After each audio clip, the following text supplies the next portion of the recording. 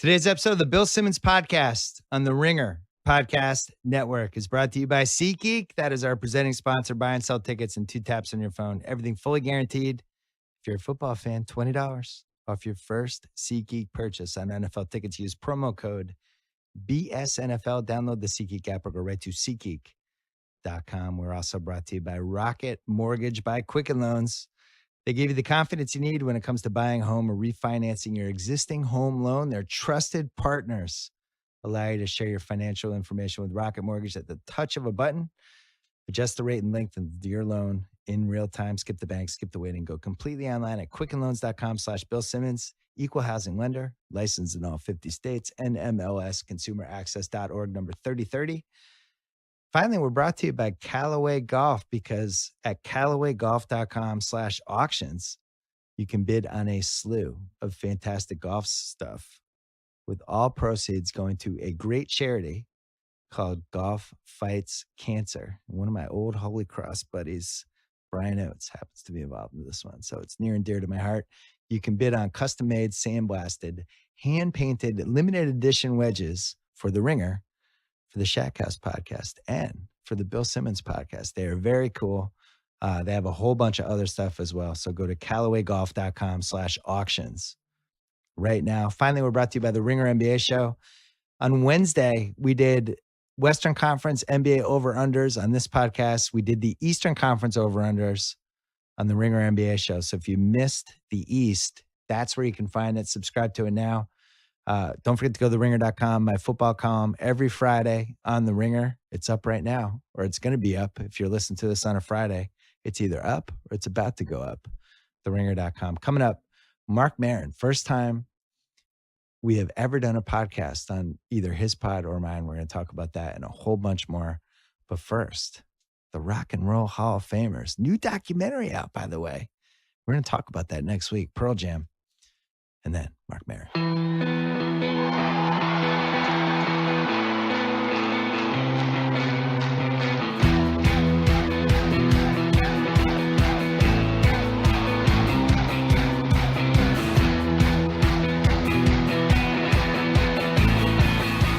All right, here we go. Mark Maron is in my office. We've been circling each other. Not really, but for years. Somehow, we were like two of the pioneers. Right. Neither one of us would ever go on each other's podcast. I don't think it was, nobody ever turned down. It was more like nobody asked the other. No, it didn't. We never ran into each other. Never came up. Always compared and like brought up in the same articles, but never came up. Different worlds. It is odd though, isn't it? We were like two 70s rock bands that just, we would tour the same stadiums, see each other like maybe in passing on a bus. Not That's really in it. competition with each other, but knew the other one was out there and they did their thing and we did our thing. Yeah. Well, I remember, so mine started May 2007 and yours started 2 years after. Right. You were definitely ahead of the game, but it was because of yours. Like my producer, Brendan, was a fan of yours and he was listening to yours like a year before we started. So when we had the opportunity, when it became an idea to do one, you know, you were in his head. He knew we could do it. I didn't even know that. Yeah. The only reason I brought up the dates was it took me like 2 years to even figure out what the hell to do with it. Because initially I would come on and I would just talk NBA with Mark Stein. And then I had Corolla on a couple times. And then after about a year and a half, it was like, this is cool. Yeah. And as in 2009 was really when I started tapping into the potential of having weird celebrity guests and breaking down the JFK assassination, all this stuff. You came on, Corolla came on, and then all of a sudden, all of us started getting great guests. Well, didn't Corolla and that's when I got competitive a little bit. Oh, yeah. Didn't Corolla it's just like, oh, shit, Maron got that guy? Damn it. I guess I did that too. Yeah. And then you sort of accept it, and then you realize, like, well, we're going to have some of the same guests. And then you're sort of like, well, how'd it go with him? Yeah. But the thing is, our approaches were so different. I know, exactly. And you didn't listen to me, did you? I didn't listen to you. No, I listened to a couple. I listened to maybe 2 or 3. I listened to the famous CK one.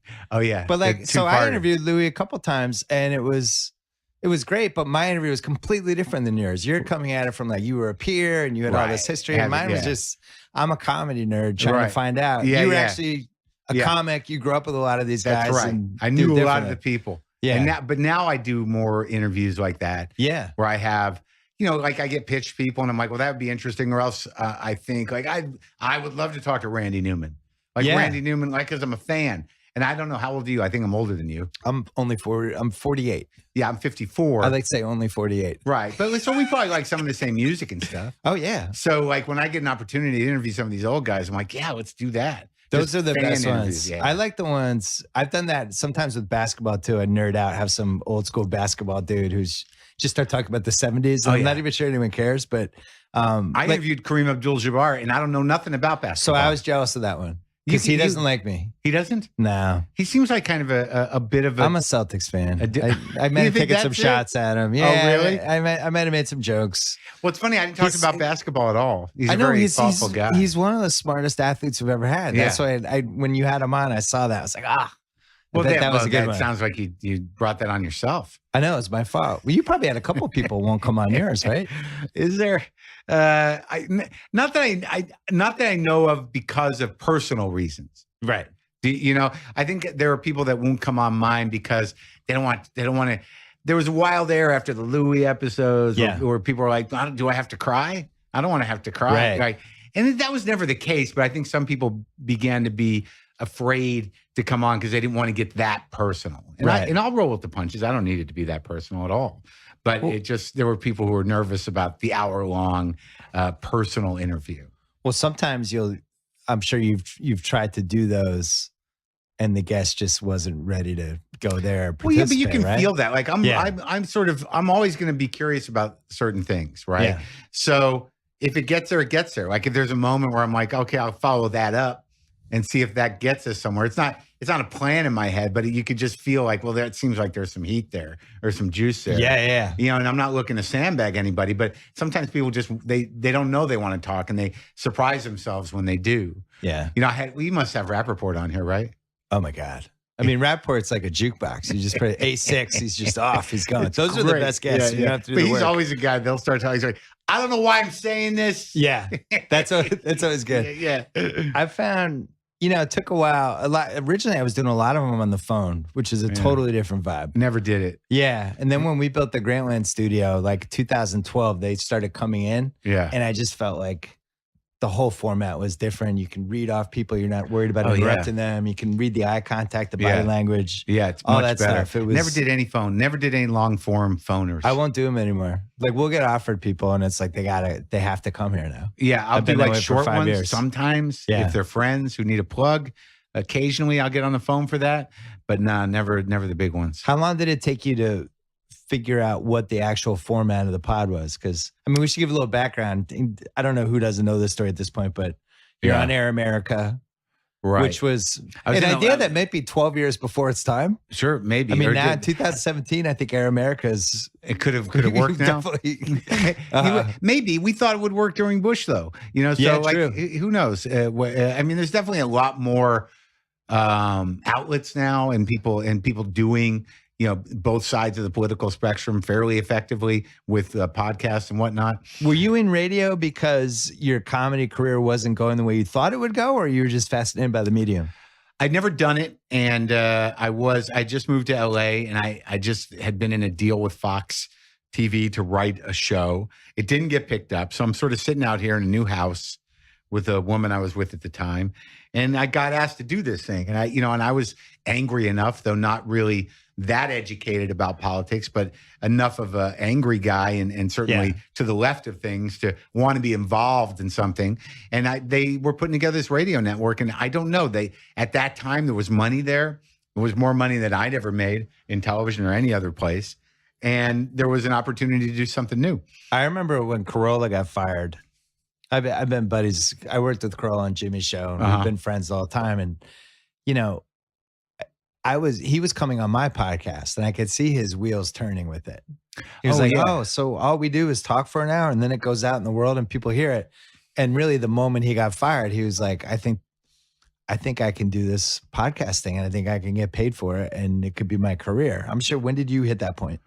Well, that was because he had the radio behind him, all those years of radio. Right. Like I was coming off of, I'd done a bit of radio, and then by the time when we started this, it was like the last version of Air America. They had very few shows on the air. There was kind of a ragtag bunch of people involved, and we were doing a streaming video show there. Me and Sam Cedar. Wow. Yeah, we pitched it and I needed money. I was in the middle of a divorce and I was not in a good place. So they stepped up with the money. They gave me enough money up front to shut the divorce down. And it lasted about a year. Nobody watched it. We couldn't get people to watch us on streaming video. That idea was 5 years too early. Yeah, it's still a little early in a way. Maybe 5 years early right now. Yeah. And then we were fired and they didn't kick us out of the building. And I said, well, what are these podcasts? I know Carolla's doing one. I know Kevin Smith's doing one. I know guys I know like Jimmy Dore and a couple comedians that started dipping into it. And Jim Pardo. And I didn't know what they were or anything, but I'm like, why can't we do that? Did you envision a world where you were going to get paid? No. Brendan and I had been working with him since he was like 24 at the original Air America. Yeah. And he came back in the fold after he'd been at Sirius for years. A real radio production whiz. He's really the brightest guy I know. And him and I said, can you figure out how to put this stuff up? And the only thing we knew is we were going to put them up Monday and Thursday consistently because we knew we needed it to be consistent to build. So when did the ad thing start happening for you? Well, we carried over. Because I remember at ESPN, I was going crazy about them not being able to monetize the pod at all. No one knew how to do it. Yeah. And there was only a couple of options. You could either, have a like closed off, like put a paywall up. Yeah. But then you can't build your audience. Your audience is going backwards. Yeah. You can't do nothing. And then we didn't really have any concept. And for the first year or so, the shows were different. The first few we did in the hijacked studio at Air America after hours. Yeah. And there were segments. There was the general idea of WTF was that would be a theme of the show. You had more segments back then. Sure. There was like some segments were evolving. There were multiple guests. There were sometimes people would hang out with me in the studio. The first 12 or 15. Yeah. There's me and this guy, Matthew. Like it was like radio, a little closer to radio. And then once I got to LA, the interviews started happening, and we had a third segment. We had a part, there was a last guest that was usually an improv actor pretending to be somebody who's like a Kaufman-esque kind of like, is it real? Is it not? Oh, guest. Interesting. Yeah, we did a lot of those. And then it kind of just became this Playboy interview. Yeah. And, but the monetization, we carried over this coffee company that sponsored our streaming video show for free coffee. And they were the first sponsor we had. And they would send me coffee and like, a few $100 a month. But then like when I started using them, I blew their business up. Like, it became clear to us, me and Brendan, that we could make money with advertising if somebody could, if we could figure out how to do it. Yeah. Because I started plugging this coffee company with the pow, I just shit my pants. I made up this slogan. Yeah. They didn't like it, but it changed their entire business. Wow. Like their online business just blew up. What was the coffee company? Justcoffee.coop. It's in Madison. Okay. They're roasters, kind of organic or free trade roasters. And we did it on Air America when we did the streaming show. We did it for coffee. We didn't even do it for money. They'd send us coffee and we were like, great. I remember, so I signed a new deal with ESPN in the beginning of 2007, and I started doing the pod like 4 months later. Yeah. And they were like, yeah, it's cool. It's going well. But I didn't know if it was going well, and I had no idea it was monetizable in any way. And then I remember about a year and a half in, maybe even a year in, they sold the podcast, this ESPN channel they'd done on Sirius. And all of a sudden my podcast was part of that channel, and they're promoting it in the press release. And I'm like, on Sirius? Yeah, and this is we're talking 09 maybe. Yeah. And I'm like, wait a second, you guys, now you're promoting this podcast. So I was like, I want to get paid for this. So then we started that, and then it eventually evolved. I remember I had a presenting sponsor, but the whole mid-roll, like, doing mid-rolls, pre-rolls, that really wasn't until 12, 13. That's when you started doing them, right? Well, we started doing, we had sponsors that we would get. We were using some, Brendan knows better than me, but we were using some terrestrial agencies. Yeah. And we were getting like Adam and Eve, Audible. Oh, yeah. I remember Carolla had a couple. Sure. Carolla had a couple shaky ones. Yeah. We tried to vet as possible. We didn't get into much trouble. We got out just under the wire of that DraftKings thing that, Yeah. And also, that was funny. What was that? We did our last ad for Chipotle right before the disease. Right. Yeah. And the tagline was like food without question. Yeah. I was like, I think there's some questions. I think we have some now. but just coincidentally on both of those, we were done with the run. We haven't gotten into too much, into any real trouble with bad advertisers. There have been times back in the day where like they wanted us to the man grate. Remember that thing? No. I think that's what it was called. Man grate? Something like that. It was like, it was this piece you put on a grill that on the top to make better steaks. Okay. And, Corolla had it, and, some of the dude shows had it, and they were like, you got to do it. And I'm like, I told Brendan, I don't think we can sell this. I don't think this is my people. My guys are not grillers necessarily. I mean, I'm sure there's a few, but I don't think we can move it. And the guy was like insistent, he's like, just do it. Here's the money. And we ran like one ad and the guy freaked out like, I didn't sell anything. And we were like, just take the money back, dude. But now, with mid-roll but we were using, like I said, some of the people that were still dealing with terrestrial. And now I think the whole business must have shifted. Yeah, we're last exclusive 3-4 with years. mid-roll now. We are from the beginning. Yeah. That was the way to go. Yeah. Yeah. When did people start inviting themselves on the podcast? Like about a year in? People like, what do you mean? I don't know, guests, or you get PR people like, hey, so-and-so's got a new movie coming up. They'd love to come on. It was still pretty much, people pitching to us and to me directly. PR started coming around, I guess. I don't know what year that was, but it felt like it was still friends of friends for a good few years. And then we started working with bookers. So that, just because then we could reach out easier and then we could get pitch people easier. Because I sort of tap out. I mean, I don't know everybody. A friend of a friend, three friends away. It's harder to get people. Well, you had everyone from your generation, right? That's right. And the older generation. Your generation was a great generation. It was. Of comedians. I mean, it was really all types of. Yeah. And because I didn't make it with all those guys, I knew the younger generation. Yeah. I was still trying to cut my teeth with the one behind us. So I knew all those guys. Well, so let's talk about those generations. Yeah. So you're the generation, you're like. It's me, coming Louis, into it, late 80s, Attell, early 90s. Silverman. Stewart's in there? Stewart, yeah. But he was he a little earlier? Maybe not much earlier, but he was very successful pretty quickly. Right, he did a few years. Yeah. But then he was always on TV with MTV, and then he went to, he had his own show on what was it? Where was it before? It was Arsenio, where he took that slot, where they tried him in that slot. Yeah, he had the MTV show, then he had the network show on Fox, I guess it was, maybe. Yeah. Yeah. And then he went to the Daily Show. Colin Quinn's in that generation? Oh, he's a little older. A little older? Yeah, Colin Quinn's like the Dennis Leary, Colin Quinn. Bill Maher? Bill Is he in that one? He might be a little older than them. It gets a little foggy with the Seinfeld. I need a family tree that just explains all these branches. I think that Colin and Bill, they would probably be in the tail end of the Seinfeld era of those guys, and Larry too, because they're probably about 6 years older than me. Louis a little younger than me. So Attell's around my age. Your era was basically do stand up for 4 or 5 years. You're going to hit, and they're going to offer you a sitcom. Were you in that era? Or that was still too early? It was never 4 or 5 years. You'd get deals back in the day. Like I started doing stand-up in 88 and then professionally. Like I did about a year before that, kicking around. Then I started doing one-nighters in 88. Yeah. Just running around doing, one-night gigs in New England, because that's where I started. In Boston, really. That's where I started working. That's where I'm from. Sure, man. Yeah. Yeah, I used to do all those clubs. A lot of people, that was like where they made their bones. Yeah, back in the day, I went to college in Boston, then went to LA, got screwed up on drugs, came back to Boston, was in the WBCN Comedy Riot. Oh, wow. In 1988, came in second. Who beat you? Sue McGinnis. And then I started working though. Barry Katz had a booking agency, Boston Comedy Company. Yeah. And there were three or four companies that had one-nighters all over New England. So that was the deal. You take, you get it. If you had a half hour, you could open.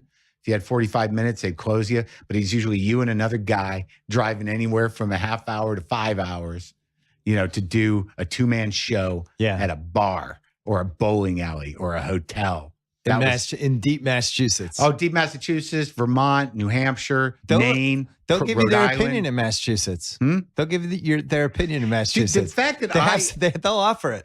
Oh, yeah. Are you kidding? Oh, yeah. You suck. Hey! What the? You suck. The fact that me of all people, this neurotic, aggravated Jewish kid was running around New England opening, going up cold. Oh my God. Like it was like, the bowling alley. There's a place, I remember him. I remember the gigs. There was all the Knicks, right? You remember Knicks? Oh yeah. Knicks downtown. Knicks Comedy Club. Yeah. That was a big disco in the early 80s, by the way, late 70s, early 80s. Right. And then I think it might be a disco again. I think it came back. Yeah. No, it was Knicks Comedy Stop downtown. Then they got one in Saugus. What was the one in Faneuil Hall? That's the Comedy Connection. That came later. The original Connection was right down the street from Nick's. Yeah. Yeah, right there. And then there was the one on Route 1. Saugus. But there's also the Tower of at the Tower of Pizza. There's the Giggles Comedy Club that Mike Clark books. Lenny Clark's brother, Mike, has got Giggles on Route 1 in Saugus at the Tower of Pizza. Lenny's in the Marathon movie and has like 10 scenes and like 30 lines. He's good. Yeah, he's good in it. Does he play a cop? No, he plays like a father-in-law or like an uncle. Like he's in the family. Well, he's good. If we need a guy who sounds like he's from Boston area. He's like the go-to guy. He's a good actor. His brother's a nice guy. It's so funny. Mike Clark. You want me to do the reads with you or do them after? What do you got? I got Casper. You've probably done Casper in your day. Yeah, they got a new mattress, I hear. Yeah, obsessively engineered mattress at a shockingly fair price. Yeah. Supportive memory foams. Yeah, but an award-winning sleep surface. Are you plugging the new one? Yeah, the new kind. I don't know if I have the new kind. I know that it's 100 nights risk-free in your own home, and if you don't love it, they'll pick it up and refund you everything. I have one. They're good. Oh, I have one too. Has one. You got one too? I know they understand the importance of truly sleeping on a mattress before you commit, especially if you're going to spend your third of your life on it, right? They offer free shipping, returns to U.S. and Canada, over 20,000 reviews, an average of 4.8 stars.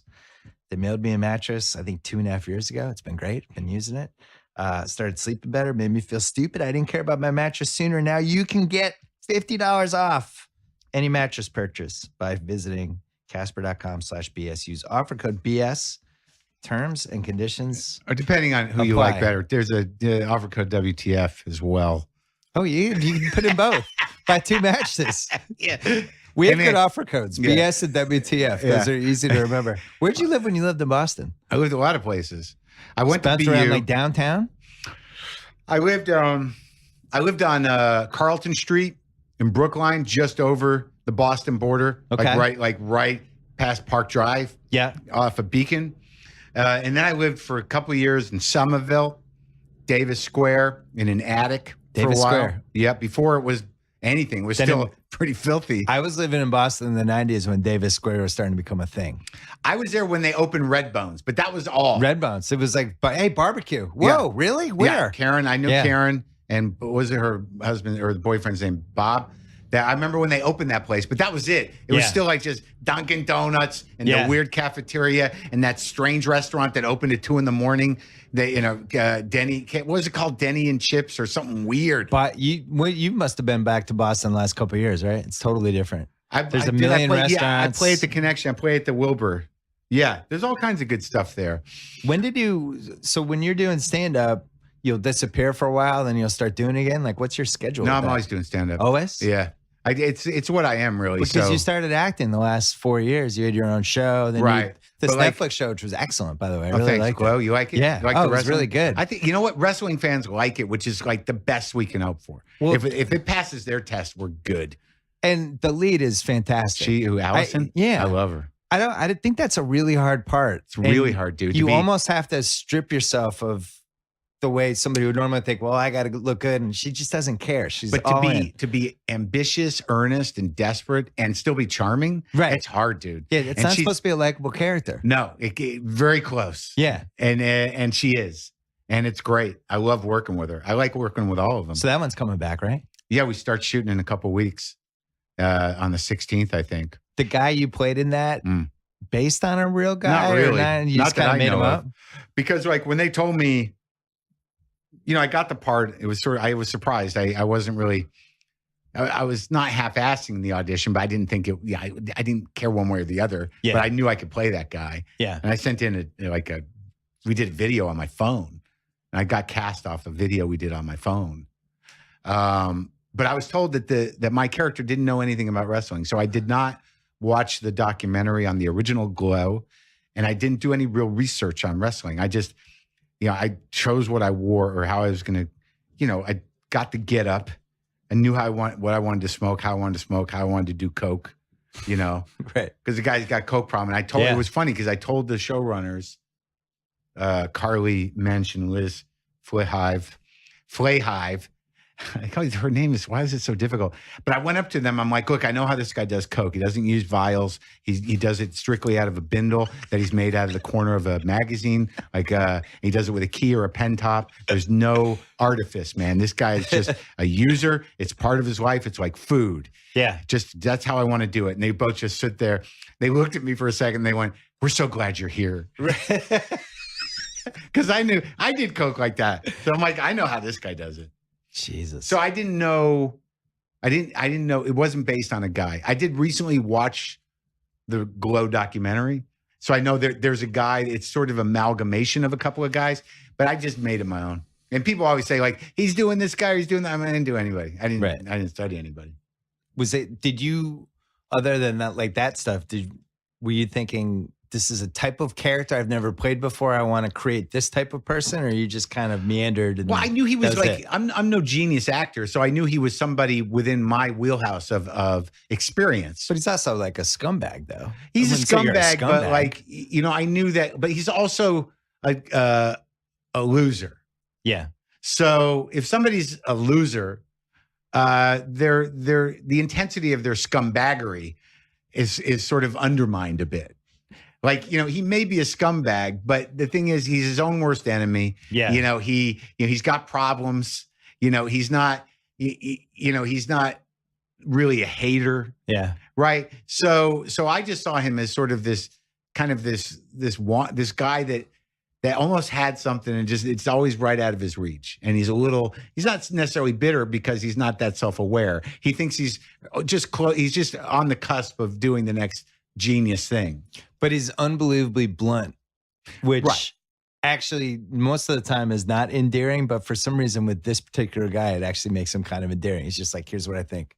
Here's my opinion. With the women. Yeah. Yeah. And I think that because of the time period, I would not say he's not sexist. Oh, he's in the 1980s. Like, of course he's going to be that way. But like, I think he tends to instinctively show up for the women. Calls it like it is. And is a little mean and a little off, has no self-awareness, but I would say he's a lot mean. Maybe my barometer's screwed up.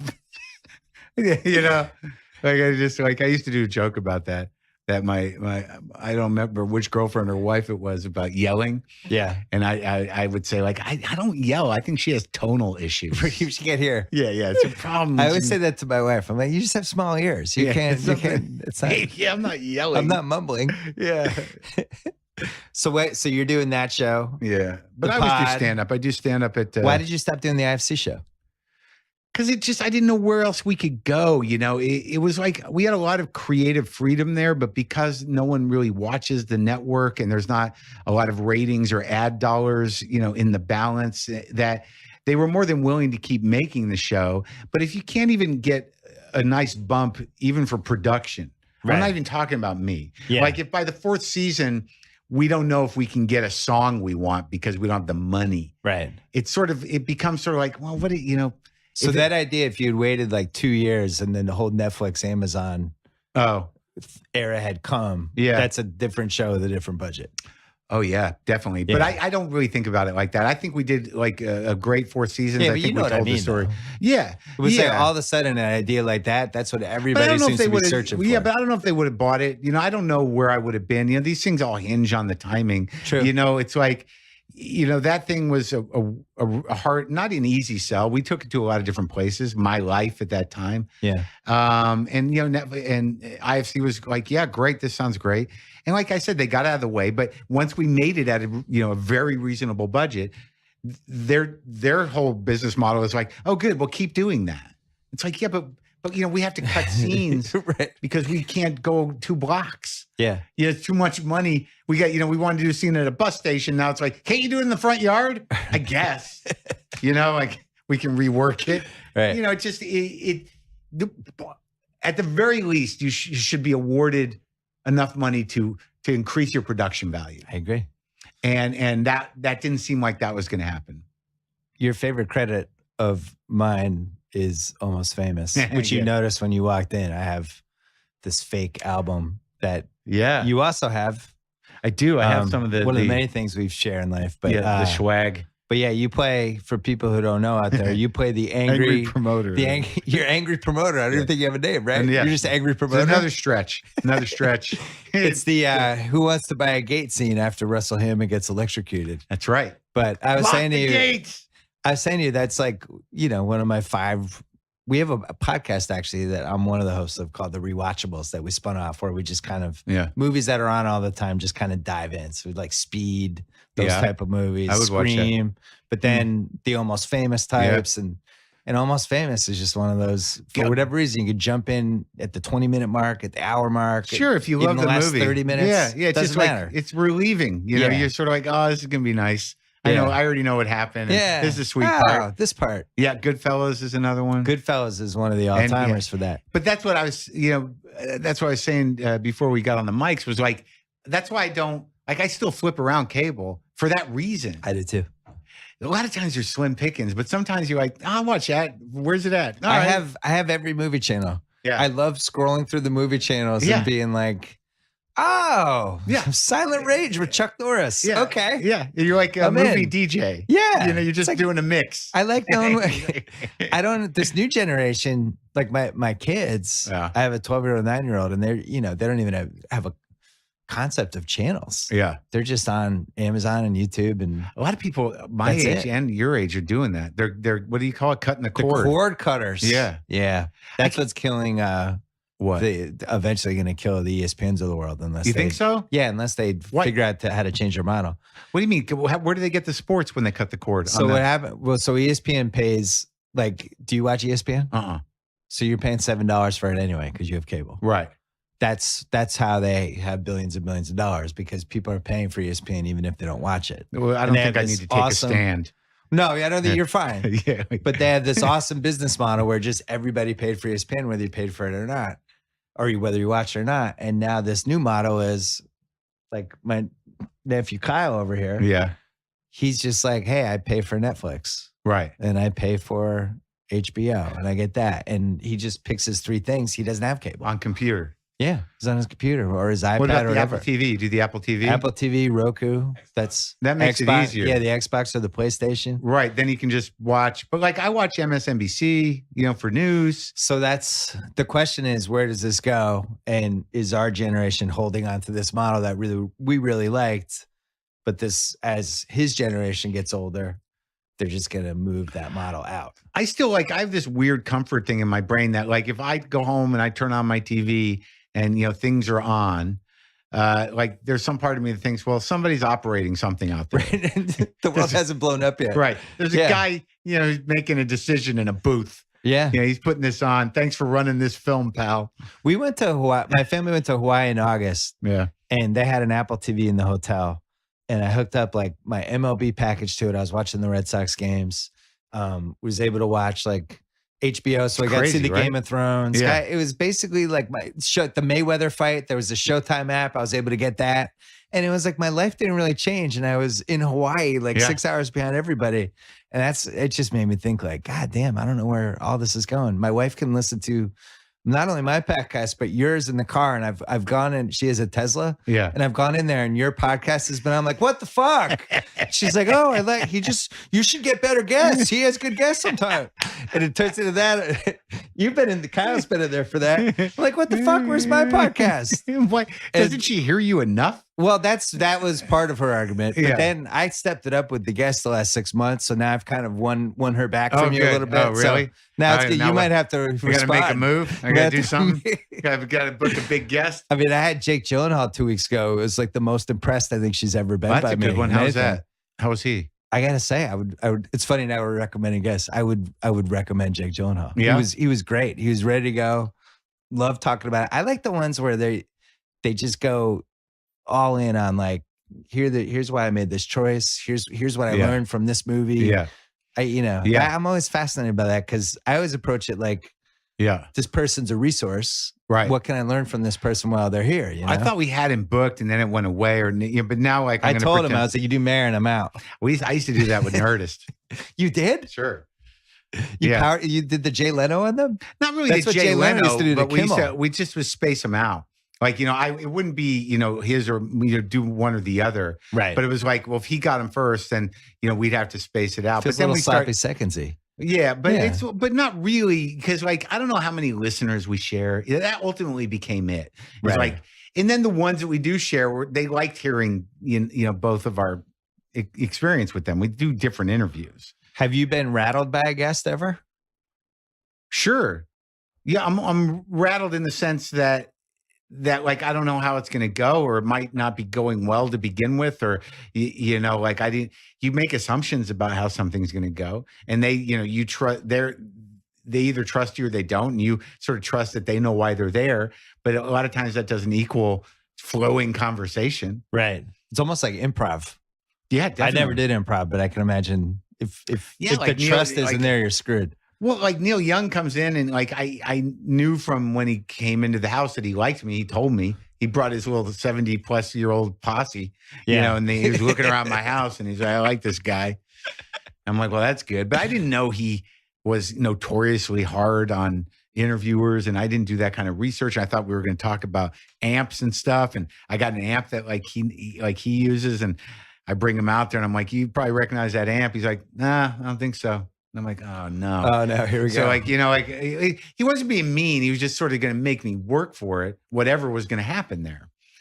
And I don't know, we got going. I got him laughing and got him talking about bullshit, and it was fine. It was great. I don't know, like a lot of my interviews, they're not really interviews. I don't like calling them interviews because sometimes they're like conversations. Yeah. Well, it's just sort of like, I don't know what, we ended up talking about stuff, but he also was talking about how he's doing Pilates and, whatever. And you must know, like, if the guest doesn't give him much, then you kind of go into comedy mode a little bit more. Well, sometimes you start people, carrying it. Well, yeah.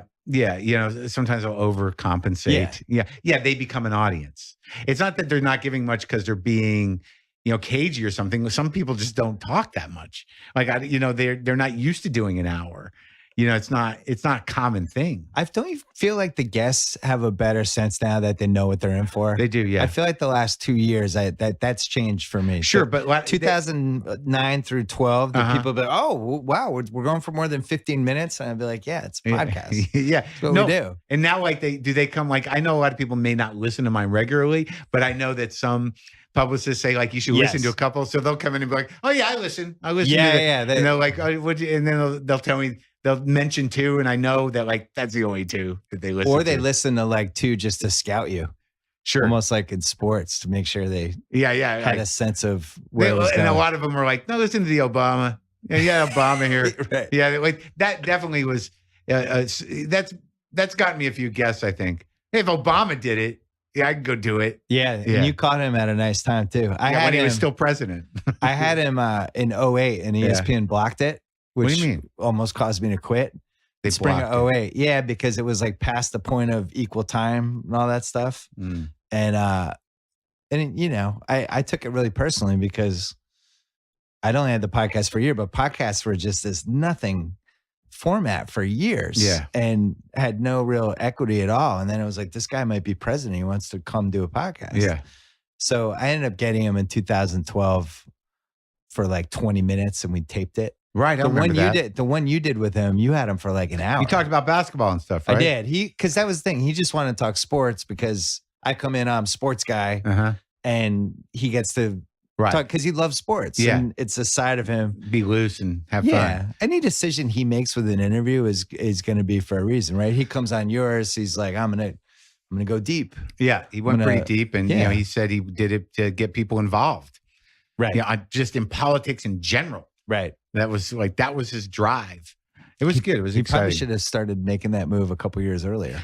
Well, I think there's only so much you can do. It's a hard sell. I mean, I think that ultimately this administration is going to activate more people. True. Yeah. And I don't know whether to blame him or not for that. That the future of the Democratic Party is something he probably should have cared about more in retrospect. I think if he had known the possibilities, maybe around 14, Yeah. he probably would have started grooming people and pushing people and Yeah, trying to maybe. get people some reps. I don't know. I bet he if- would have done that differently. if it's his job to do that. Is it? I don't mean, you know, know he if is a it's- standard bearer, but I mean, I Right. don't know that it's his job to, you know, get a bench going. I mean, that's sort of the DNC's job, and somebody should, and also it's I don't relative know. to Is it his desire. job though? Is his job's to worry about the future of the country, right? Future of the country, the future of the party, sure. But like, I think he's, you know, when he's in the presidency, Right. you would That's a think hard that job. the machine in place was supposed to sort of, you know, find, you know, the field. And then, like, Right. I don't know what the field is. But he must have known the DNC was a disaster. He must have dealt with them and gone, oh man, yeah, what's going on over there? I think that there does seem to be a disconnect sometimes between, you know, the president and the apparatus. Yeah. Yeah. What was the most rattled you've been by a guest's fame? Because I have a story for this, but I'm interested to hear what your story is. Well, it's all personal, you know, Right. like my heroes, you know, like Keith Richards. I was pretty rattled. Oh wow. You know, and That's a good one. I did it in New York, and I was, you know, it was a road one, and I, you know, I'm a huge fan, and I was completely beside myself. And you know, How coherent was he? he's very coherent. He's a little loopy. but His he's- book was excellent.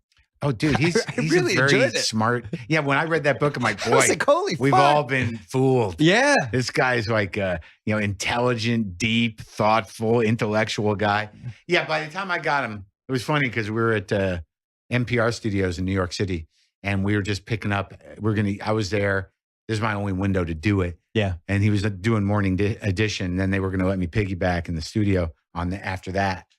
So we go to NPR, and it was just funny. We're waiting. We're in the waiting room, and I meet Keith's people, and they show me, like, you know, he has a green room request even for a daytime, you know, Oh, radio that's interview. great. Well, it's just orange soda, like Orange Crush and vodka, little vodkas. And blood. Can Can I have some blood? Yeah, Do you have any he must blood have done back that there? before he left the house. But it was orange soda and vodka, and so I knew that's what he's going. That's what he's up to, and That should be called the Keith Richards. It now. should be. The orange soda and vodka. That should It's be. called the You're Keith. absolutely right. He should have a drink named after him. Definitely, yeah.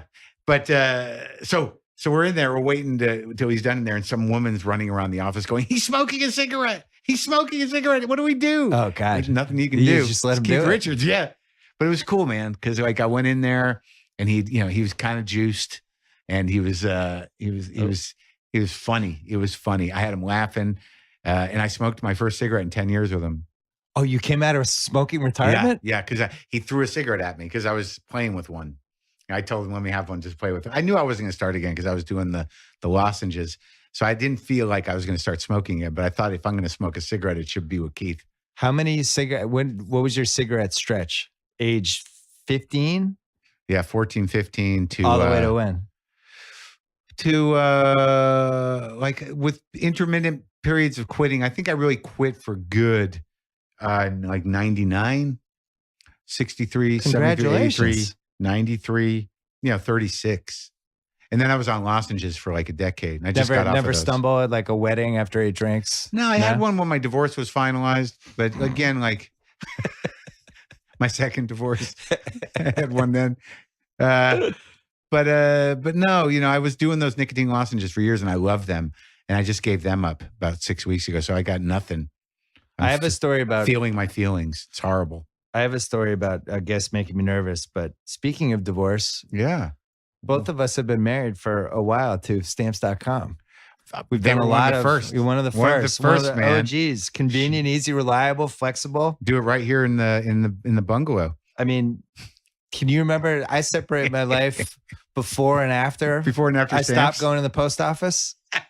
Because why would you go to the post office? No reason There's to. no reason. You have stamps.com. It's the You best. get all the deals. You get deals you can't get at the post office. You hand your packages to Right the to the guy mailman or the woman. outside. The U.S. Postal Service is right at your fingertips. Any letter, package, class of mail. Stamps.com will even send you. I don't know if you know this. You Digital might. scale? Yeah. Yeah. You knew that. I did Okay, know you that. knew Yeah, that. they'll send you digital Automatically scale. calculates exact postage, helps you decide the best class of mail. Print out your labels. We have a variety of codes you can use for this special offer. You can use the BS. Is there WTF? Sure. I'm sure there is. WTF code's good. A 4-week trial plus postage plus a digital scale without long-term commitments All you have to do is go to stamps.com. What do you do when you're at the top of the homepage? Do you remember? Yeah, you click on the microphone Yeah, at the top you sure of the do. homepage. That's what you type do. in your offer code. You type in BS. You can type in WTF, whatever you want. That's stamps.com. Enter BS or WTF. They Sign don't up care. today. Yeah, they don't care. They're just happy you're there. Stamps.com. Never go to the post office again. So I had Charlize Theron. Oh my God. Here 2 months ago, sitting right there. And it was the only time I've ever been nervous at the start of a podcast because she's so cool and she's just so stunning. And like we had a couple people in the office, all of us were just like zombies. And then I had to start the podcast and she just sits, crosses her legs, she sits back and she's just kind of sizing everyone up. And I'm like, and I just had nervous energy and I hadn't had that in like 8 years. Because it was like, I'm sure she does that. She's so used to seeing men just turn all gooey in front of her. Every day. And another nervous man trying to talk to me. But she was awesome though. Yeah. I would recommend. She seems sharp. I'd like to talk to her as a guest.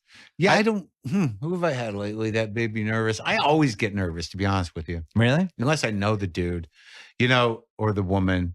I do generally I'm like, I don't know. Do you do an hour? I usually go like an hour, 15, hour 20. Right. So, because the best part of the pod is usually the last 30 minutes. Because for some reason they loosen up near the end. They get a little break punchy. them down. Yeah. Yeah. They lose the will to live. Well, they forget that they're on mic. Yeah. Yeah. That's where you want them. That's when they start saying stuff. No, definitely. Yeah. The last third. Yeah. But I always get a little nervous because sometimes you're like, does this person even talk? Right. You don't know. No. If they're going to talk for an hour and a half, who knows how that's going to go?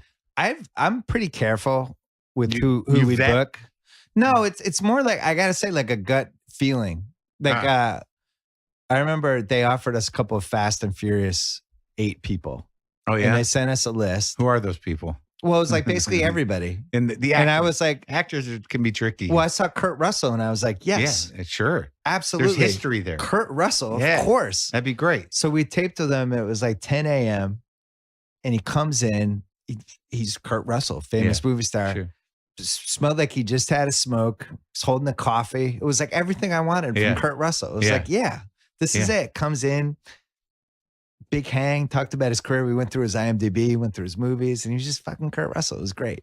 Oh, but I'm sure he was thrilled. Yeah, he loved it. Yeah. We talk about Escape from New York. Oh, yeah. All these old movies, the 80s. Sunrise? Oh, of course. I love that movie. Yeah. Yeah. He loved it. It was great. But sometimes you just kind of know. It was like, of course, Kurt Russell is going to be good at a podcast. Well, yeah, especially if they're willing, and there's a whole generation of artists that don't get the respect that they used to or that they deserve. Yeah.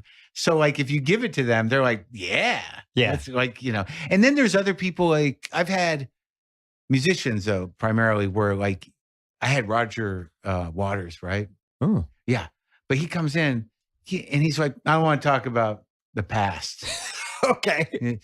What do you want to talk about? Right. A lot of them think they're doing their best work now. And that's like, well, that's great, but you don't want to talk about Pink Floyd? Yeah. Guy in Pink Floyd. And then you got to figure out how to get him there. So that becomes sort of this challenge where you kind of like, okay, and talk a bit. And you're like, but that sounds a little bit like that other record. Like you try to sneak it in so you go down the rabbit hole, and they don't know they're down there. It's good. The only one you've done that I was genuinely jealous and enraged about was Springsteen. Because I'm Springsteen generation. Yeah. Yeah. And I am too, I think. That was I think the second concert I ever went to. And I've just been with him the whole time. And you caught him at a really cool point of his career when he was starting to talk about stuff and be honest about stuff and revealing things that I'm very we didn't really know about. I'm very How long did you go with that one? We had tight hour. So because that could have been okay though. You would have been like, Bruce, you played for 3.5 hours. You can't go right. You can't go an hour and a half. The good thing about him, that thing is like, I respect the guy, but I'm not a lunatic. Do you know what I mean? Like I'm a lunatic for Keith Richards, and you can hear it in that podcast. Yeah. I'm just You're like a fanboy. But with Bruce, it was like, I respect the guy, but like, I'm not, I don't go, he didn't define my adolescence. Yeah. So, and I read most of the book before I got there, which was helpful. And I didn't like the thing about Bruce is that his public persona is pretty cool. Like it seems real. He's managed it incredibly over the years. It does seem 100% genuine. Right. He's like, hey, man, it's everything's good. And I'm just, so sticking his jaw. Yeah, that looks pretty good. Yeah, good guy. But underneath that, there's just this teeming darkness and anger and everything else, which I relate to. So I didn't know if I was going to get there, but we got there, and it was great. And the only thing I'm happy about. Well, I'm happy. I look back at that as a great experience. Yeah. And it would have been different if I was a big fan in the sense of being fanatic. No, you're a respectful fan, but not a maniac. Exactly. But like I've talked to several old timey Bruce Springsteen fans. They're like, that's the best interview. We love that interview. Oh, so it helped that you were a little detached. Definitely. Because with me, I would have gone too deep. I would have been like, well, you would have got hung up in the music. I would have gotten hung up in the music and also the stories that he used to tell in the 70s about, I got in a motorcycle accident. Right.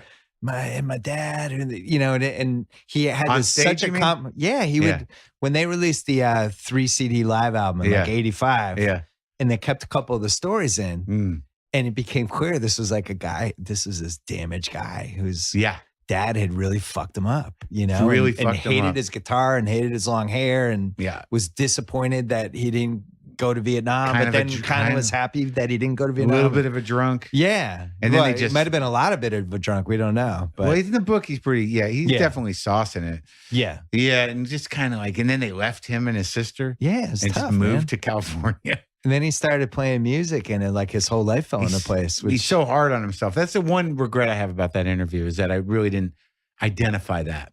Yeah.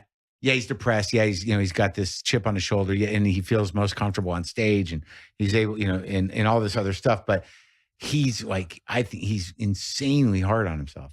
Like he's a real perfectionist. You just like because I just didn't put it together that that's part of that. That's part of that. You know what? Bad dad shit. Right, but you know what nailed that really well was the Defiant Ones documentary. Definitely the iodine part about. Did you Bruce. read that book? Did you read Bruce's book? Yeah. Yes. Oh, the one from Yeah, the new one. Yeah. But the iodine part and the thing about how he would just make them play the same thing over and over. Give it to me again. Give it to me again. Yeah. Give it to me again. And I don't know. That was cool because I don't think Bruce gets enough respect for being just a maniac with how he put out his music. Too much. Maybe now he's almost not the too same. much. Yeah. Because then like if you think about it, the way that Born to Run comes together is that obsessiveness. Yeah. And it paid off. But like at some point, it just became him and his guitar for a few years there. Yeah. Where I'm just going to do folk music. Like Nebraska was like, he must have exhausted himself. Yeah. He's doing songs about serial killers. Right. But there's no layers of sound that, he's managing these mixes. Yeah. With all those dudes. He must have needed a little bit of a break. But he kept it dark. He kept it a little, dense, but maybe he just needed a little break from the board. You haven't dipped into the whole like hip hop world with interviews, have Not you? much. I listen to hip hop, but I've reached out, I think kind of half reached out or tried to get Kendrick. And and there's people that I like. Kendrick's on my list too. Maybe we should just interview him together. Okay. Kendrick, if you're listening, we'll do it'd be an interesting thing. Do a three man. Two white guys arguing over who has to ask the next question. It'll be awesome. It'd be great. How can you turn this down, Kendrick? We'll put a beat behind two white guys clamoring to ask you a question. Well, Kendrick's like, he's such a unique guy. He probably would be like, oh yeah, okay, I'll do it. Like, I think he just kind of floats to whatever's cool. My current girlfriend is very hip hop oriented, and like there are guys that I've listened to and I like, Kanye, Jay-Z, but they're pretty mainstream cats, and I've definitely listened to a lot of their records thoroughly at different points in my life. I've been listening to a lot more jazz now, and I was able to interview Kamasi Washington, which is who works with Kendrick a bit. He's a big jazz guy, a sax guy, and I've been sort of getting into that lately. I like talking about jazz. Have you had Kimmel on? Kimmel? Yeah, long time ago. I went to and interviewed him. I'm doing his show next week, I think. Oh, good. Yeah, next Wednesday. He's had an unexpected career. Kind of has gone in this direction. I don't think anyone would have expected. Well, I think it's because it's coming from his gut. I don't think it's a career decision. I think it's 100% not. I think he had this thing happen to him with his kid. Yeah. And then this thing with Vegas. Yeah, this personal stuff. And that, it just kind of, he's trying to be a common sense guy. Right. And applying that to people's needs and what politics is supposed to do. Which the cool thing about it is this was always why Letterman was indispensable, even after he had lost interest of his in his day-to-day show, which really was the last 20 years of the show. But every once in a while you needed him. Yeah. And I'm happy that Jimmy filled the void. Letterman's like one of my all-time dudes. But, me too, man. But he just, he checked out after once Leno passed him. That was it. I guess so. I felt like after the heart surgery, he kind of, became a different guy. Yeah, I agree. Like he became softer and less give a shit. Like there's a fine line between, there was the checking out, but then there was a little later, there was I don't give a fuck anymore. Yeah. And that was good. Yes. So there was a sort of renaissance of Letterman not giving a shit. Right. Which is better than checking out. Yeah. Nothing was like that show in the 80s, though. I mean, when you were an up-and-coming comic, that must have been your dream, right, Letterman? I did it. Yeah. I did it 4 or 5 times. Because if it had been 10 years earlier, it would have been Carson, but I think it shifted to Letterman probably by mid-80s, I would guess. Oh, yeah. No, I was, I wasn't going to get Carson. And I don't know. I watched Letterman from the beginning. And when I was in college, I loved him. And that was the grail. And I didn't know if it was going to happen for me. But my first Letterman, that was a very exciting day. Me and my shiny suit. Bought a new suit that I look at. I've made some bad clothing decisions over the years. Especially in the 80s. Oh, man. It was a Calvin Klein suit, but it was shiny. And my hair was all short. And I was like time traveling. My set was so tight. That first set, you watch it, it's like a great set. But you don't get a sense of who I am. But I deliver everything perfectly. I'm like, I don't need a mic because you look at old days, you don't need mics in a TV studio. Yeah. Anyone who's holding a mic, they're doing it because it makes them comfortable. If you ever see a mic stand on one of those shows, it's like that. It's just because that guy is used to it. You just go out with your hands. Right. And I that was so great. You're waiting with Biff behind the curtain and you go out there. Every one of those appearances, I think I did 3 stand-ups and 1 panel. The panel was like, and I got in the panel under the wire before he retired. And it was the greatest experience of my life as a comic. Because he was Did you do the Dangerfield special or no? No. That was another one that became a thing in the late 80s. That was like the Young Comedian special. Yeah, the Young Comedians. Yeah, no, that was before my time. I didn't really start. I started doing TV pretty soon after I started, like a couple years in, but it was those basic cable shows. Evening at the Improv, Caroline's Comedy Hour, MTV did a few, MTV half-hour comedy or something. I did a half-hour HBO special in 95, but there was always a lot of those comedy on the road. I used to love those. Yeah. They were cranking those out for a couple of years. They were always a half hour. Yeah. I remember that was my favorite Janine Garofalo ever. I'd shot with her that week. That was like the best half hour she ever did. Yeah, it's great.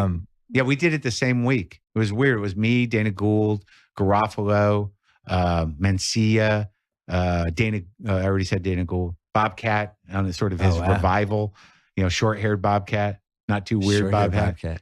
Not too weird. Where Bobcat. do you see stand-up comedy going? It's great right now. Where does it always go? I don't know. It's one of those things that it's like stand-up comedy and roasts are just like cruise ships sailing through the ocean. They never really get affected. There's a big sort of. There's a lot of people claiming to be comics now. There's a lot of outlets. Yeah. There's a lot of comic produced shows. There's a lot of alternative venues. But ultimately, the people that put in the work and put in the time and pay their dues, there's a lot of great comics out there. And, sometimes there's something that never changes, but there's something that always changes about stand-up. There's certain archetypes that kind of fall into place every generation.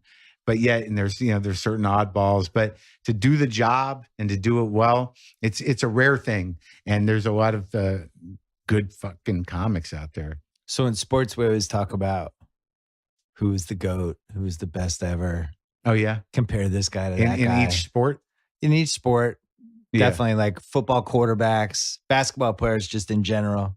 Can't you just running backs? Isn't that quantifiably determinable though? It is and it isn't, because you're comparing like Michael Jordan to Bill Russell to LeBron James. They're in 3 different eras. LeBron, the science and technology now, he can play 20 years. Jordan played basically 13. Right. Russell was gone in 13. And so it's tough. There's stylistic elements. The styles are different. There's also like people who invented things. True. And now like everybody shoots 3-pointers. Back in like Bill Russell's day, it was very center driven, stuff like that. Who do you think do you think there's a GOAT of stand-up? Like everyone kind of best agrees ever. that's the Michael Jordan of stand-up, because it doesn't seem like there is. I would think that you could probably get consensus around Richard Pryor. Wow. Okay. I really think that most comics would put it there. I would think. And but it's still like you can go further back. Like the guys that I loved to watch when I was a kid were guys like Buddy Hackett and Don Rickles and Jackie Vernon. Yeah. I liked watching those old roasts. Yeah. And then, when I was in high school, I went to see the first, Richard Pryor movie live in concert. And it was like, what? Yeah. There was so much humanity to it. There was so much real heart in it. That was something that, not only, the voices, the jokes and the stories, but he had his heart on the line and you could feel it. And that was a new thing. I think it was a rare thing. But I liked Woody Allen. I had all the Carlin records, Cheech and Chong records, Steve Martin records. But I think that people would probably really, if you polled them of a certain generation, that it would probably be Carlin. It seems Pryor. Like if there's championship belts being passed, yeah, most of the people who have held that belt would always point to Pryor. Yeah, either influencing them Definitely. or he influenced the person. Or Carlin. Yeah. I think that's true. Yeah. I always thought when Pryor was on SNL, which I think was like the 10th episode, maybe it was the 4th. Mm-hmm. It was the 10th. And he goes on, and that show is becoming a phenomenon. And he's almost like the network doesn't even want to have him on. Oh, yeah. And then he's on there, does the head-to-head sketch with Chevy Chase, the racial slur that gets worse and worse. And, and the I always Samurai thought sketch. that had to be one of the most, he does Samurai, he does The Exorcist. Yeah. I always thought that has to be considered one of the most exciting hour and a halves in the history of television. Yeah. You catch this Pryor literally at the perfect point of his career in life. Yeah. On this show that is about to become this institution, but hasn't yet. And it's just like they cross paths. Yeah. And then he's never on again. Yeah. We both interviewed Lorne. I mean, your interview was a lot different than mine. It was. Well, because you were more, you had some stuff to resolve with him. I had to get some closure for the first 15 minutes. Did you get it? I did. He indulged me completely. Can you give the 15-second story for some people who don't know that story? I auditioned for SNL. God, what year? It was the same time Tracy Morgan did. Yeah. I was put through the whatever. What is that saying? Put through the ringer? No. I jumped through the hoops. I auditioned at a stand-up club. Then I auditioned in the studio. And the rumor was that they were looking for someone to replace Norm. It was 95 or something, whenever. And that maybe I'd get to update or like update guest or whatever. And then I got the meeting with Lorne, right? And I was probably a little buzzed, and I waited for a couple hours. It was me and Tracy Morgan, where I remember his hair was very shiny. His hair was like perfect fro. Tracy's was. Yeah. He looked so clean. And I go in and, there's this weird kind of like Lauren's looking at me. I'm a little cocky. I don't know what, I'm supposed to be doing there. And Steve Higgins is there, the head writer. And there's a bowl of candy there that I remembered to be Jolly Ranchers. And, Lauren does this thing where it's like look me in the eyes. You can tell a lot from someone's eyes, like just weird shit like that. He's like, then he goes off on this thing like, people go to the zoo. The lions are scary, the bears are intense, but the monkeys are the comedians. Everyone likes the monkeys because they're funny. And I said, like, I guess if they're not throwing their shit at you, something like that, trying to be clever or whatever. You didn't like that? And I don't remember really, but I remember taking a candy, and then like he shot a look at Higgins, and I thought like I'd failed the candy test. Like that in my mind, if I hadn't taken the candy, like I put a lot of paranoia. So you've thought about that Jolly Rancher ever since. Right. So that, and then like when I met Lauren, he said it would never have been a Jolly Rancher. It was Tootsie Roll. It's always a Tootsie Roll. And I'm like, okay. And, he goes, and then like he said it had nothing to do with the candy. He said like, we've only got a certain number of spots. You didn't fit. Well, he just gave me all the closure I could want. And then we talked about him for a while, and it was nice. He ended up inviting me back. Like I talked to him for an hour. He hadn't engaged me. He said, if you're still in town, come back tomorrow if you didn't get what you need. So I went back and did more with him. So it was pretty thorough. And I got the feeling that, this is a guy, He produces a television show. He's been in that building for almost 40 years, and he does it every week, and he loves it, and that's his job. Like, no matter how powerful or rich he is, he's still that guy wandering around those halls, engaged in that job. He's a television producer. He's not God. Right. And an incredible judge of talent, which I think the producer part, but then also it seems to have this uncanny ability to be this person's going to go this way, and I'm going to attach myself now. Yeah, all that stuff. Yeah. And, I told him I was still available, if the job opened. No. Could you have written for a TV show like that? No, I didn't want to be a writer. You never would have done that, right? No, I never wanted to be a writer. Would you have done it as like try to get in the door and then eventually try to be on? I didn't know how it worked. I just thought I would be on television. Yeah. I thought I would be on SNL somehow. I thought that I would maybe have a shot at Update or at least one of those sidekicks. I didn't know how any of it worked. I didn't know how anything worked, Bill. Could you have pulled off Update? At that time? 96? 95, 96. I don't know if I would have had it together enough. Yeah. I probably could have pulled it off. I probably would have done it. What kind of demons wouldn't have been my best self. What kind of demons were you fighting in 1996? It wasn't so much demons. It was like just this constant sense of insecurity. Like, am I funny enough? Am I good enough? Does my hair look right? Am I wearing the right pants? Whatever it was, I wasn't out of control drug wise or booze wise, but I was, angry and defensive. And, I had thought that was my style, that like, this is how I am. And I think it was all defense mechanism. It was all insecurity. You know what else makes people insecure? When they don't have the right website. No kidding. Do you, what do you recommend? Squarespace? Yeah. How'd you know? I don't know. Just took a shot in the dark. Just completely randomly, we've had 3 of the OG sponsors or the sponsor of this one. Whether you're planning to start a business, change careers, or launch a creative project, you should absolutely be tackling your next move with Squarespace, widely used by all kinds of people and businesses. Squarespace gives you the ability to create an online platform with which you can make your latest goals into a reality. I'm sure you've done this years ago. Sure. We are. If you want to see a great Squarespace site, you can go to WTFpod.com, and they have done our entire site. And it's very easy to make all of your own adjustments and update your sites. It's just, you just drag and would you even say with a click of a mouse, you can do it? Click of a mouse, you can change everything. Yeah. Nothing to install, patch, or upgrade ever. Award-winning 24/7 customer support will help you no matter how hard or easy your problem may be. Start a free trial today at squarespace.com. Use offer code BS or WTF, to get 10% off your first purchase, plus a free domain. Again, that is squarespace.com. Offer code BS or WTF. Yeah. Either or. Glad you brought that up.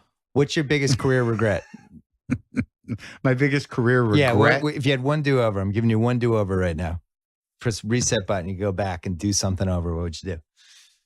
Oh, that's a good question. Thank you. Like, I've gotten so much into the brain of not thinking about that stuff. You know what I mean? Because you're going forwards, not backwards. Well, there's nothing you can do about that. You know what I mean? Yeah. And I like, in retrospect, I don't know that I was driven by a certain amount of righteous spite, because I was watching my peers succeed. And I never understood the business. Yeah. I never understood, making friends. Yeah. Being a diplomatic politician in the business world. I just knew I wanted to be a stand-up. And I knew that guy just got something. Why didn't I get it? Yeah. And I fought for a lot of stuff and I got a lot of opportunities, but I don't think I was really ready for any of it. Righteous Spite would have been a good name for the podcast. If WTF was taken. I don't think that's welcome to Righteous Spite with Mark Baird. I feel that's not appealing to anybody. Righteous spite, bitterness, oddly righteous not spite entertaining. Works. I would say the internet is full of righteous spite right now. We're in the righteous spite era. It's not. It doesn't feel good, dude. It doesn't feel good. No, it really doesn't feel good to be at the spite end of it, and ultimately, it doesn't feel good to be that guy. I'm trying to think. What did I really blow? Like, I can't really blame the SNL thing on myself. Yeah. Maybe there's some girl you screwed up with. I don't know. Oh, you mean you could go anything? I'm giving you a do-over on anything. A do-over on anything? Yeah. You don't have to take it. It's a big question. I don't know why I thought of it. I just came out of the Squarespace and. Oh my God! Like, I really wonder, like, what? Because I feel like in my heart there's things that I just kind of like blew. See, you seem like a much more at peace guy than I expected. Oh, yeah? Yeah. Took a while. Yeah. I think the lack of nicotine and the lack of coffee is helping me in this area. You gave up coffee? I did because they went together. They always go together. So I've been drinking tea, black tea. So I have some caffeine in me, but I'm not jammed.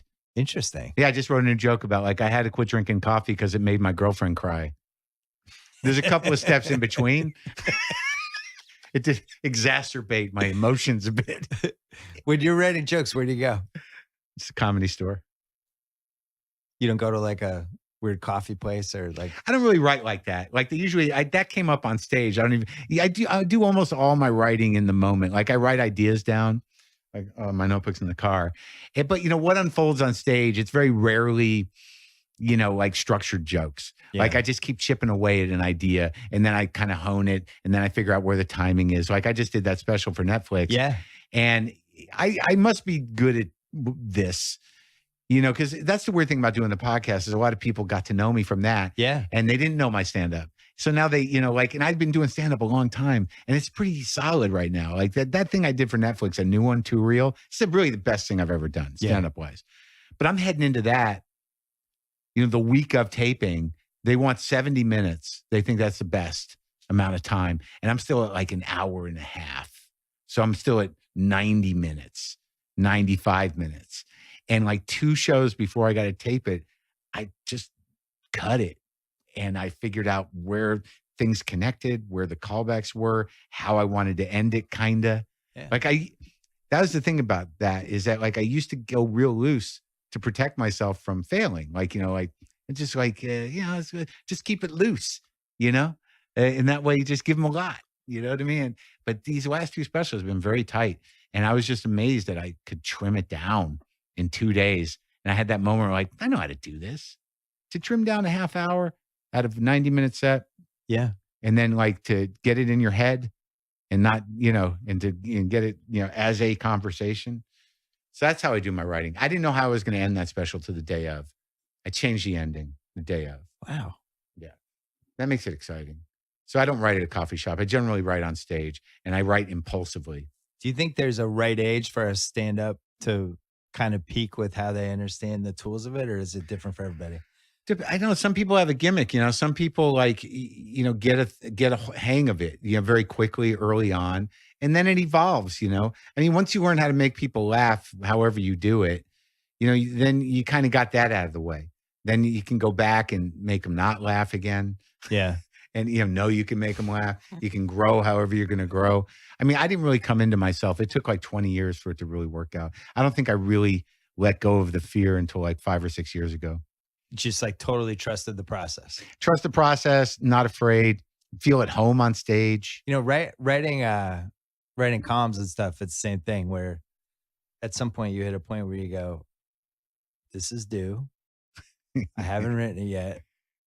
I'm good at this. Yeah. I'm going to trust the process. I'm going to go to my place. I'm going to look at the blank Microsoft Word screen or whatever you're using and just, it's going to come. It's going to happen. Writing's brutal. It takes forever. I mean, for some people, sometimes if you don't, it's like I know I can get on stage and even if I've got nothing to say and I just dick off, I can be pretty entertaining. Yeah, you trust it. Yeah. I always thought it's like writing, and I'm sure doing stand-up too. It's almost like playing golf where if you got to keep going out there. You can't. You have to. You can't. I can't. You can't disappear from stand-up for a year and a half and then just come back and turn it on. I can barely do 2 weeks. Yeah. Yeah, that's about the most I do. Like I'll go out tonight. I go on the weekends. It's like going to the gym, go to the comedy store. And now that I've like just finished that hour and a half, I've been doing about an hour a year, hour plus a year for the last, forever.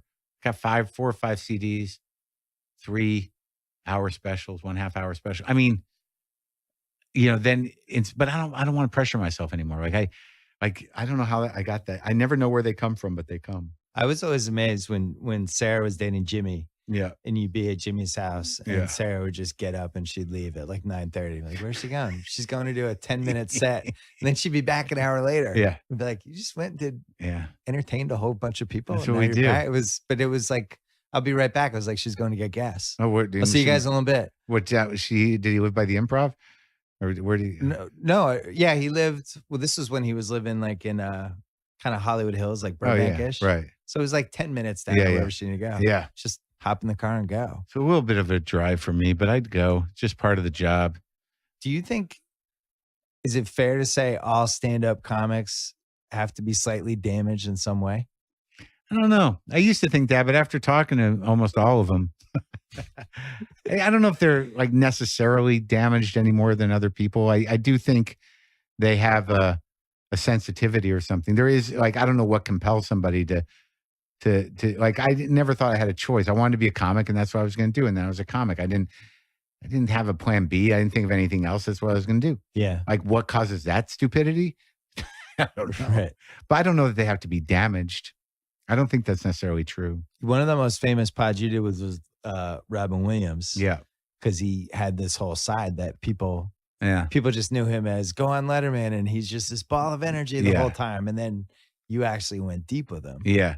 And people are like, whoa, that was in there? Like it was almost like they didn't know. Yeah. Now but you should have known because some of them, but some of the movie choices he made, he was clearly, like Garp. Good Will Hunting, like he would make certain movies where he scaled it all the way back to show. Yeah, it was kind of interesting that last bit of that interview. He had some struggle with booze and drugs. Yeah, and then he had relapsed, and then he had this other problem. With he had some sort of degenerative illness that he was looking down the barrel at. But that conversation, it seems to be one of the only ones with him of that ilk, right? Because it got a lot of play. I think it might be the only one. Yeah. If there's another one out there, I haven't seen it. Yeah. And it was a very odd day. It was interesting. Like he and you confronted him on the joke stealing stuff and all that stuff. Yeah. Yeah. And he owned up to everything. And it was just, I think the only reason it happened the way it did was I was in his home and there was no one there.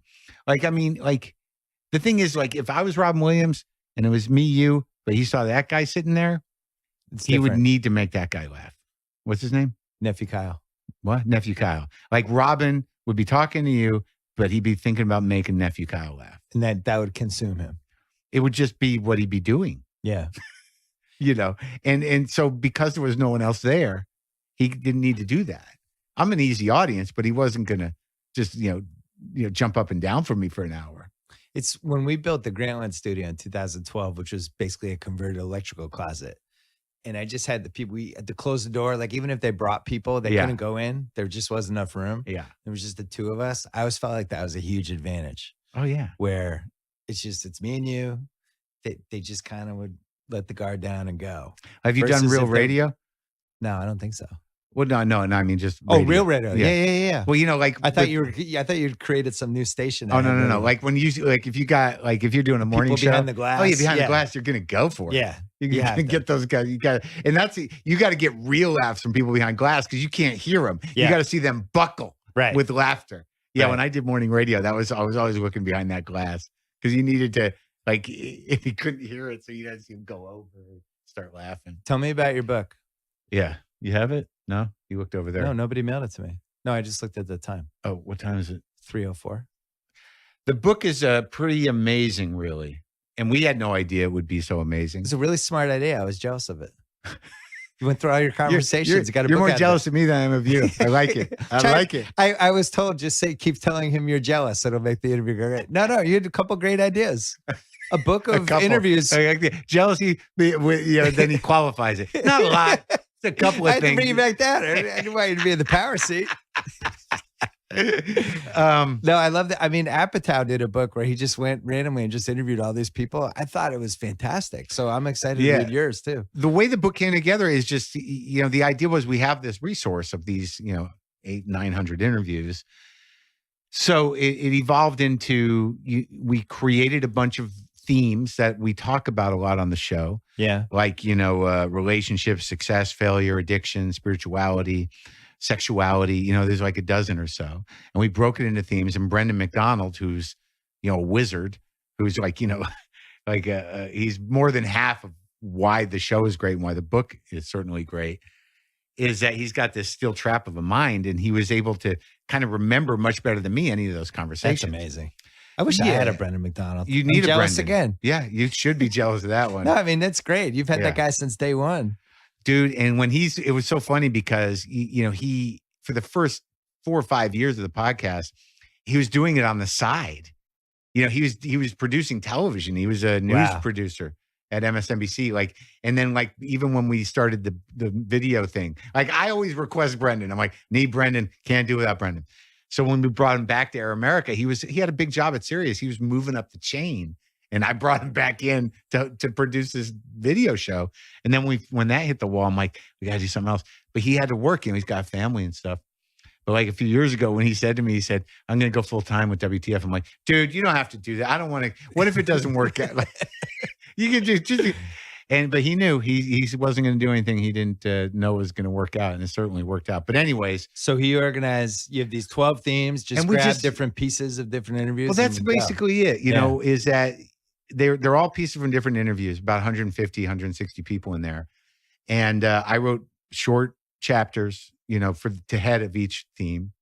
John Oliver wrote the foreword, the intro to the book.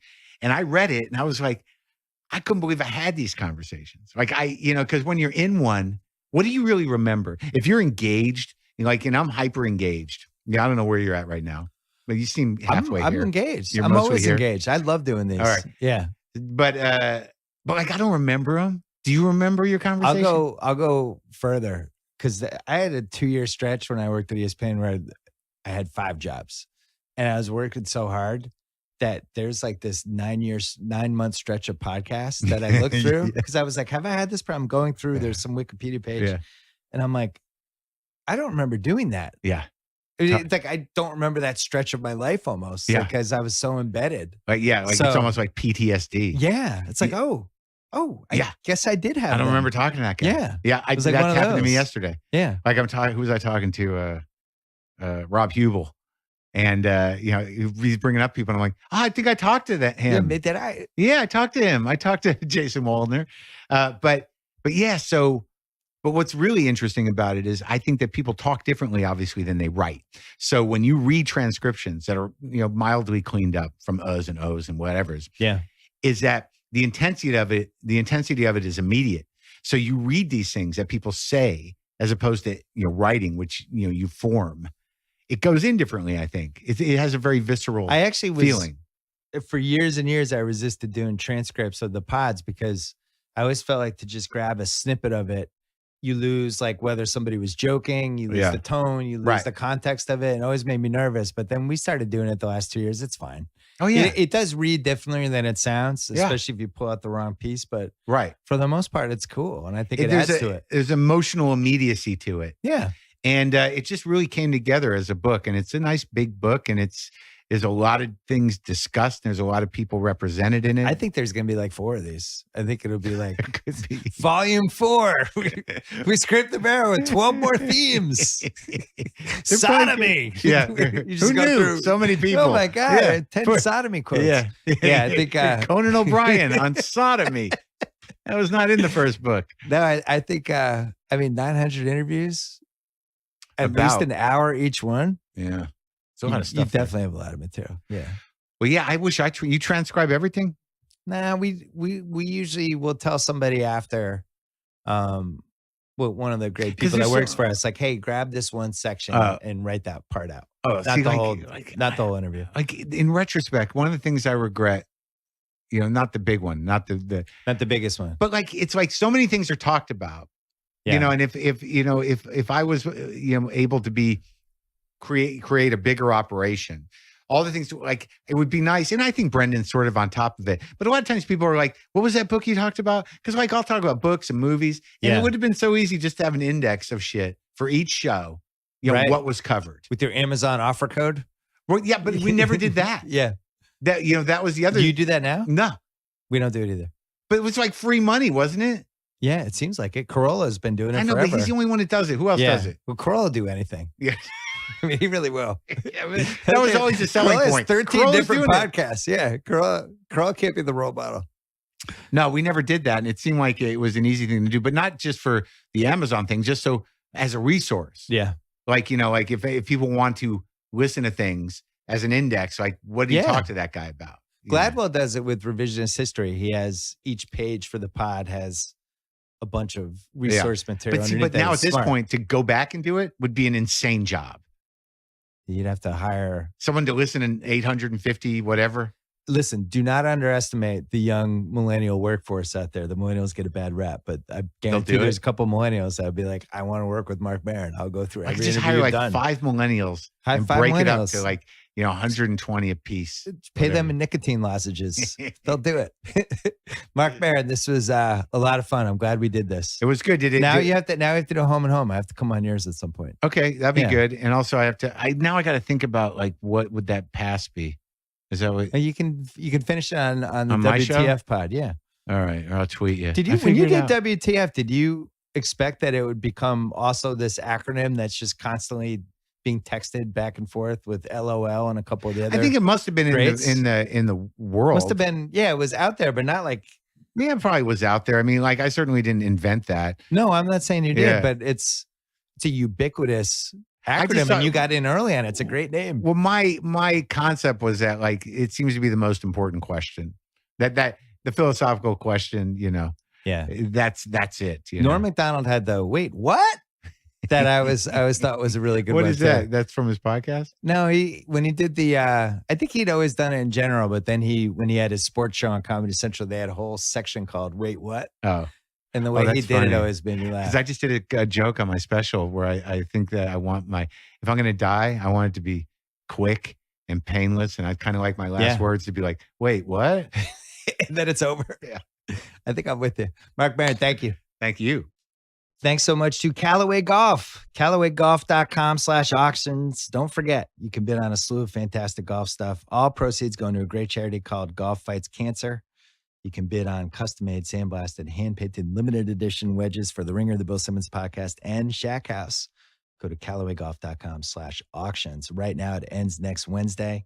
Thanks to Stamps.com. Buy and print official U.S. postage for any litter, any package, any class of mail using your own computer and printer. They'll send you a digital scale.